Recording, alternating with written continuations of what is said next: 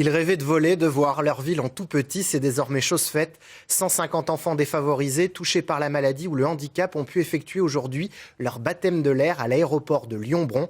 Une opération organisée à l'occasion des 20 ans de l'association Rêve de Gosse. Les acteurs José Garcia et Véronique Jeannot ont joué les copilotes. Sylvie Adam, Pierre Lachaud. Décollage imminent pour un quart d'heure de frisson. Bien, pareil, t'as super confiance. Vous voulez que je vous montre ma licence avant de monter ou pas? Ouais. Et dans mon autre avion, là, c'est un avion de guerre, je vais vous montrer ça tout à l'heure. Rien de mieux qu'un José Garcia pour dédramatiser la petite appréhension d'un baptême de l'air.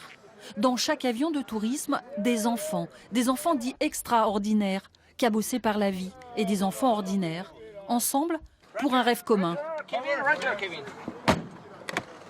Un peu peur, parce que j'en ai jamais fait, donc du coup, je sais pas comment ça se passe, mais le pilote va m'expliquer.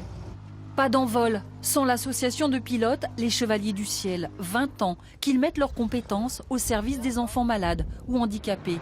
Prendre de la hauteur pour alléger le poids de leur corps.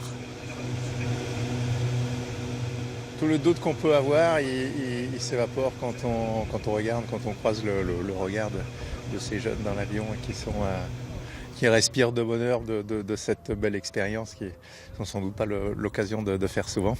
Et donc c'est un vrai plaisir de pouvoir leur apporter des moments comme ça. Ouais. Et après 15 minutes de survol du stade, du plan d'eau le Grand Large, du Rhône. On n'a jamais eu une aussi belle vue du ciel.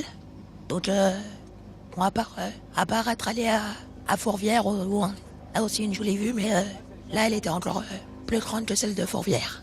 Et ça faisait bizarre parce que des fois ça descendait, des fois ça montait. Donc c'était marrant. Et la vue elle était jolie. Bon, tout le monde va bien? Belle récompense pour un parrain de l'opération. Voir briller les étoiles dans les yeux des enfants. En fait, c'est le moment peut-être où ils oublient un peu leur corps pour passer vraiment dans quelque chose de beaucoup plus léger. Et c'est à ce moment-là qu'on sent toutes les sensations passer dans le regard. Ça c'est absolument génial. Et c'est ce qu'on aime, nous, dans l'aviation, c'est-à-dire que le fait de voler, c'est quelque chose qui restera toujours magique, quoi. S'envoler avec rêve de gosse et se sentir pousser des ailes.